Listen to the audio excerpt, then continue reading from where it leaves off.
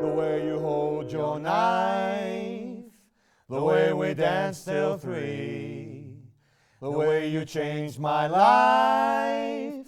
No, no, they can't take that away from me. No, they can't take that away. No, they won't take that away. No, they can't take that away from me. Esto es Café de Nadie. Donde cabemos todos. Y hoy vamos a hablar con David Huerta sobre Luis de Góngora y Argote.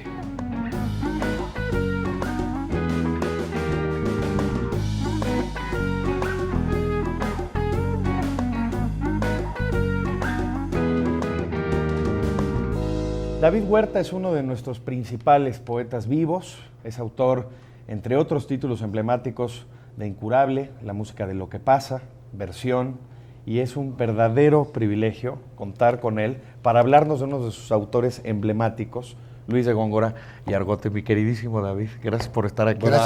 Gracias por invitarme. Bravo Varela. Es mi segundo apellido. Y David Huerta, bravo. Bravo, Varela. Aquí la parentela. Sí. Yo te quiero mucho, de entrada. Yo también. Y lo leo siempre con mucho fervor. Desde el principio. Eres tú. Yo soy el único. Porque desde el principio, fíjate que para el Café de Nadie yo siempre pensé en ti. Porque siempre has sido una guía, aunque mis hijos te conocen como Cuca la telefonista. Sí, efectivamente. Tú te pusiste ese mote. Historias largas que contar, pero bueno. Bueno, sí. pero porque hablábamos mucho por teléfono al principio de nuestra amistad. Es una de mis identidades. Nos hemos visto en persona y siempre me llenas de vida. Pero, a ver, ¿cuál es la relación tuya con Góngora? ¿Cómo empezó desde muy joven? ¿Quién te contagió? ¿Por dónde entró ahí el verso de Góngora? Yo creo que entre los 9, 10 años de edad y los 17, 18, leí más poesía que nunca en cualquier otra época de mi vida. Sí. Y eso significaba, puesto que tenía buenos guías, gente que me llevaba de la mano, a veces de la nariz, ¿verdad? ¿Tu padre David? ¿Tu padre? Mi padre Efraín Huerta, claro. Y muchos otros poetas que estaban en la casa o que formaban parte del ámbito familiar, de las conversaciones de sobremesa y esto. Entonces era natural que leyera yo a los grandes poetas de la lengua española y a los grandes poetas, punto, en traducciones o como se pudiera en las lenguas que uno iba aprendiendo. Y pues así llegó, en medio de un torrente de decenas, cientos de poetas que leía yo, y pues de inmediato destacó entre todos los demás por una razón que hay que decir de una vez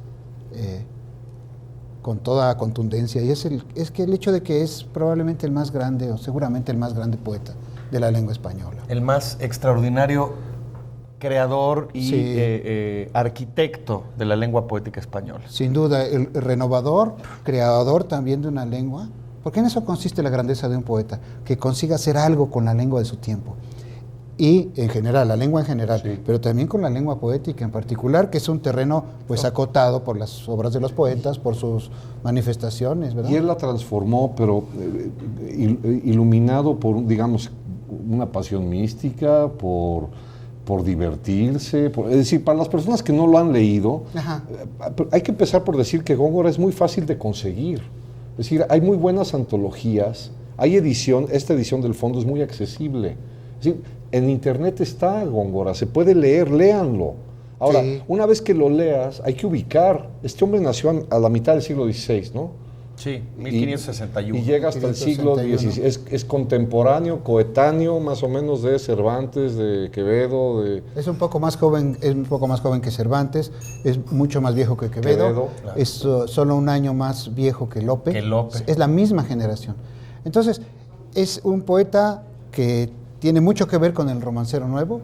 Él y Lope son los protagonistas de esa reinvención del viejo género, de esa vieja expresión, el río de la poesía, como lo llamaba Juan Ramón Jiménez, de los romances. Qué bonito. El río del romance es el río de la poesía, la médula, ¿sí? La sangre, la vida de la poesía está en los romances.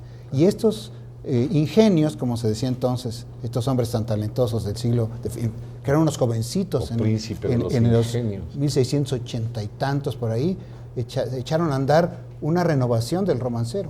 Claro. ¿Sí? Y entonces hicieron cosas extraordinarias y además fueron poetas que escucharon con mucho detenimiento, con mucho cuidado, con una sensibilidad finísima el habla del pueblo, ¿sí? De los gitanos, de los esclavos negros. Del mercado, de lo que está en el mercado. Lo mismo que Cervantes, como se puede ver en el Quijote. Pero qué bueno que pones énfasis en eso, David, porque uno de los prejuicios más extendidos a propósito de la obra de Góngora es como si fuera exactamente, Torre de Marfil, y que solamente vemos la fábula de Polifemo y Galatea y solamente vemos la primera de las soledades, ¿no? Porque como sabemos la segunda no quedó terminada, y no nos paramos a ver las letrillas y los romances, ¿no? Pero aún en los grandes poemas, debemos decir algo, estamos en 2013, este es un año gongorino. Claro. Hace 400 años estaba en su punto más incandescente, la polémica más grande, más importante y por supuesto más duradera, porque sigue en mil formas, se ha transformado, la polémica literaria que ha marcado la literatura española, ¿sí? Entre quienes defienden la literatura fácil, sencilla, popularista, y quienes hablan de que la poesía no debe ser aristocrática, difícil, torremarfileña, etcétera. Hablemos de ese pleito, David. Bueno, es que en relación con lo que planteas está, pero cantado. Claro. La soledad es un poema escrito con un lenguaje suntuoso, con un vocabulario exquisito, con una serie de maneras de escribir que llamamos, o se llama técnicamente, latinismos, sintaxis latinizante, el famoso hipérbaton, que es un trastorno del orden de la oración. Entonces, tú preguntabas, Jorge, ¿por qué escribía Góngora? ¿Sí? Desde luego, era un hombre que estaba enamorado de las palabras, era un filólogo en el sentido estricto de la palabra filólogo. Exactamente. Conocía muy bien su latín, su mitología clásica, y decía, hay que elevar el español a la dignidad del latín. Y así lo voy a hacer yo con mis grandes poemas cultos. Pero también cultivaba la poesía octosilábica, la poesía de las letrillas y de los romances y de las décimas. O sus personajes eran pescadores, pastores, eran personajes menores en el marco de la mitología, ¿no? A eso iba. Efectivamente, la soledad está escrita con un lenguaje suntuoso, aristocrático, muy hermoso, muy difícil, también eso hay que decirlo, ¿verdad? Góngora no es un poeta fácil, por eso no es un poeta popular, pero vale muchísimo la pena, porque solo lo difícil es estimulante. Porque además como que te exige inteligencia, te hace pensar. Sí, pero no es una inteligencia excepcional, porque el idioma en el que escribe es el mismo español de nosotros, que ha evolucionado de mil maneras y también ha evolucionado en América. Entonces, y además, no podemos olvidar algo, vale la pena acercarse a él, porque tiene una relación muy estrecha con la figura literaria más importante de esta parte del mundo, que es la monja jerónima Sor Juana Inés de la Cruz. Exactamente. Me suena. Aquí está esta edición, están los dos juntos. Exactamente. Aquí está el primero sueño de ella. Con grandes estudios, el de Antonio Carreira, ¿no? Sobre Góngora, y el de Antonio Latorre sobre el primero sueño de Sor Juana. Entonces, hay que decir que esta es la edición, digamos, de lujo. Exacto. En el fondo, y esta es la edición popular universitaria que cuesta menos que una cajetilla de cigarros. Pero ¿cuál es la relación, más o menos para el público que no esté muy bien enterado? Es decir, mira, la gran obra de Sor Juana Inés de la Cruz, que dice que es lo único, exagera, pero ella dice que es lo único que escribió por gusto, dice muy modestamente, un papelillo que llaman El Sueño. Dice, es lo único que he escrito por gusto. Eso no es verdad, hay muchos más poemas que escribió también por gusto, pero ella le daba un lugar muy especial y central en su trabajo literario, su poesía, al primero sueño. Si tú ves el epígrafe que tiene, el epígrafe titular, dice, primero sueño que compuso la madre Juana Inés de la Cruz, imitando a Góngora. Es decir, que es un poema escrito en la estela de Góngora, que todavía a esas alturas del siglo XVII, a fines del siglo XVII, en 1680, 1690, era la figura poética, literaria más importante de la lengua española. Luego vino una declinación, Góngora fue confinado en el purgatorio y de ahí lo fueron a sacar los grandes estudiosos de... Y la polémica seguía viva en la Nueva España, ¿no, David? En el momento en el que Sor Juana escribe su primer sueño. Sí, por supuesto, pero... ¿Y de retro Góngora se entera que hay una monja novohispana? No, Góngora murió en 1627. No se entera. Y entonces, Sor Juana nació a mediados del siglo XVII, pero es indudablemente gongorina, gongorina. Quien ponga el Polifemo, las soledades, a un lado del primero sueño, va a descubrir de inmediato las similitudes y los parecidos y las tomas, fíjate, las tomas de Sor Juana de los versos de Góngora. Sí, por ejemplo, encontramos, no voy a hablar del contexto, pues, encontramos en la segunda soledad al principio aguas, un río que se desborda y que parece querer subir el monte vecino. Dice que parece que dice, escalar pretendiendo el monte en vano. Utiliza esa... ¡Qué precioso! Sí. Y Sor Juana en el primer sueño dice que la noche asciende y que parece la sombra de la noche que está queriendo alcanzar las estrellas, y dice escalar pretendiendo las estrellas. Fíjate. La toma es de dos palabras en un ámbito completamente diferente, astronómico en el caso de Sor Juana y geográfico, paisajístico en el caso de Góngora. Pero son las mismas palabras. Prácticamente iguales, ¿no? Y también, hay una alianza ahí total. También emocional. En una época de plagiarios es importante aclarar perfectamente bien lo que es la admiración, lo que es seguir la estela, claro. Lo que es tomar ejemplo de los demás. En la música pasaba mucho, en la música barroca, en la música... Sí. Y en esta época en donde hemos incluso pisoteado el lenguaje, qué importante es que una gran escritora o cualquier escritor grande sepa apreciar el valor de una palabra visto en otro. Absolutamente. Ahora, yo tenía una pregunta desde un principio, que es que algunas de las cosas de Góngora que son como retratos de la realidad circundante, que no son así elevados, no es el etéreo, ¿no sería el equivalente como a un bodegón? Sí, por supuesto que sí. O paisajes rupestres, paisajes de pastores, de cabreros, en sus labores. Fijar una escena. Sí, como esto es lo que está pasando afuera de la ventana. Como en las termas de Caracalla, sí, una cosa... Sí, pero también, por ejemplo, en la dedicatoria de las soledades, que es una dedicatoria a un noble, al duque de Béjar, a quien también está dedicado el Quijote, por cierto. Claro, porque, había que quedar bien, ¿no? Entonces, esa escena, por supuesto, la búsqueda del mecenazgo también está en Sor Juana, etcétera, las dedicatorias de Sor Juana. No es el lado más simpático, pero hay que hablar de esto. Tampoco. Entonces, en la dedicatoria de las soledades hay una escena de cacería.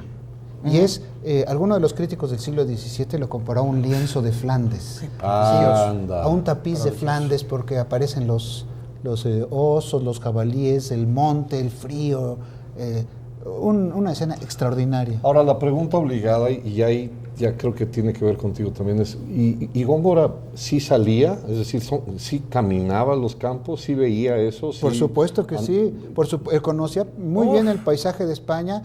No estaba encerrado. No, para nada. Iba de pueblo en pueblo, ¿no? Sí, él tenía una... Racionero. Era racionero de la Catedral de Córdoba, es un puesto que se heredaba y asistía al coro de la catedral, pero a cada rato lo mandaban a pueblos y a ciudades a diversas diligencias. Racionar el tiempo. Y mandarlo a corte. Sí, hacemos un corte y seguimos hablando de esto. Café de nadie.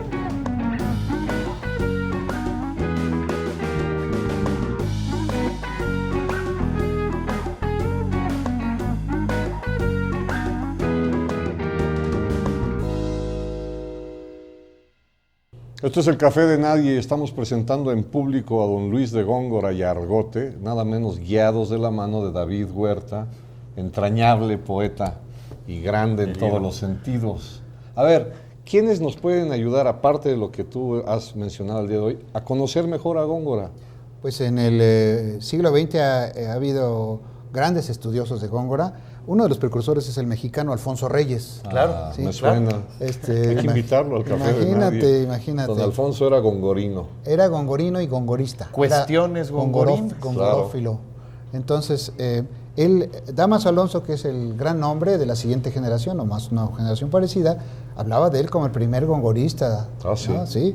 Y entonces, pero había gongoristas de todos los países y de todas las lenguas también, polacos, franceses, ingleses, norteamericanos, y esa fue la generación de la primera mitad del siglo XX, encabezada en muchos sentidos por Alfonso Reyes y Dámaso Alonso.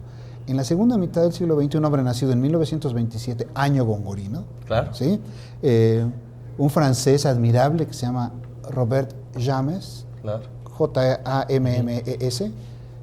Mucha gente dice James por confundirlo por lo o James para que suene como francés. Entonces, como Edmond Javés. Don Robert James, él ha hecho verdaderamente una labor extraordinaria, publicó un libro que ya es un clásico sobre la obra poética de Góngora, pero están desde luego el gran Antonio Carreira, José María Micó, Jesús Ponce Cárdenas, Amelia de Paz, un montón de gente. Aquí hay ediciones muy accesibles. Sí, aquí está la antología de Carreira. Que fueron sustraídas de la gran biblioteca gongorina de David Huerta. Pues, hay una joya que es ese libro. Miren nada más qué belleza. Es Góngora visto por Picasso, ¿no? Visto, dibujado y reescrito, porque, mira, Hernán, pon alguno de los sonetos que están, ahí están. Sí, Picasso escribió a Góngora. Claro. Puedes decirlo así. Sonetos al óleo. Sí, claro. Entonces es una joya y es juntar dos nombres con una grandes. traducción extraordinaria que ya nos encargamos de revisar hace poco, ¿no? Luego hay algunos libros que tienen el retrato maravilloso de Velázquez en la portada, como esta antología de Gerardo Diego y alguna antología por ahí. Diego Velázquez lo pintó. Sí, pero ese yo tengo problemas con ese cuadro. O sea, tiene muy buenos y muy amenos comentarios. Absolutamente. ¿Cuál es el problema que tienes con el cuadro? Mira, la imagen de Don Luis es... ¿Te parece medio que estrábico? No, ¿Te intimida la nariz? Me intimida.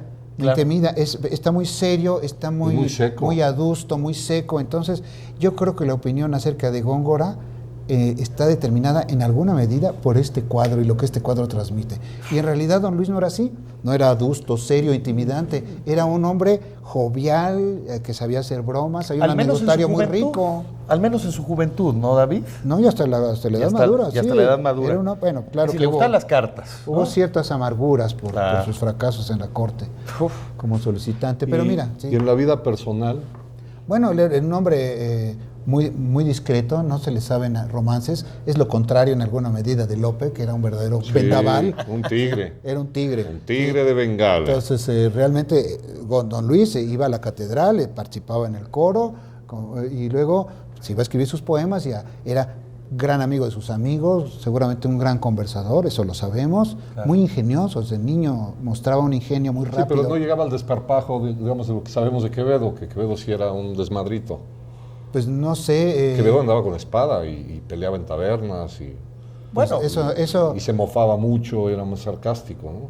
Había mucha hiel en Quevedo, es un hombre muy amargo, es un hombre muy venenoso, insidioso. Un poco insidioso, y eso a mí no me gusta. En cambio, Don Luis, por muy violento que se ponga, nunca tendrá esas dosis un caballero. De hiel, es un tipo formidable, inteligentísimo.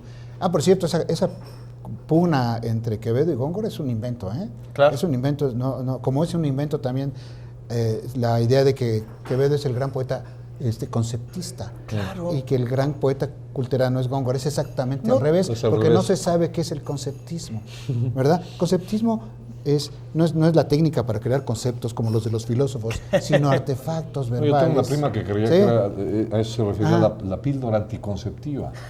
Y así le fue, tuvo un 7mesino en Silao, un saludo. Así de grande es el malentendido, como es el de tu prima. Pero acabas de poner una cuestión muy importante sobre la mesa, cómo Góngora tiene algunos de los poemas más, entre comillas, claros de la lengua, y cómo Quevedo tiene algunos de los poemas más oscuros también de la lengua. Enrevesados, cuando lo pensamos justamente al revés, baste recordar o leer algunos de los romances de Góngora, ¿no? Casi preferiría ni siquiera ponerlos en el mismo verso. Habría que hablar de Góngora en relación con Lope, en relación con Cervantes. Claro. Pero Quevedo queda en otro lugar. ¿Y cómo era la relación con Cervantes? Pues Cervantes lo leyó y lo elogia en varias ocasiones. Lo elogia de muy joven, ¿no? Sí, en el Canto de Calíope lo menciona, en el Viaje del Parnaso lo menciona siempre con grandes elogios y lo tiene muy presente. ¿Como un modelo?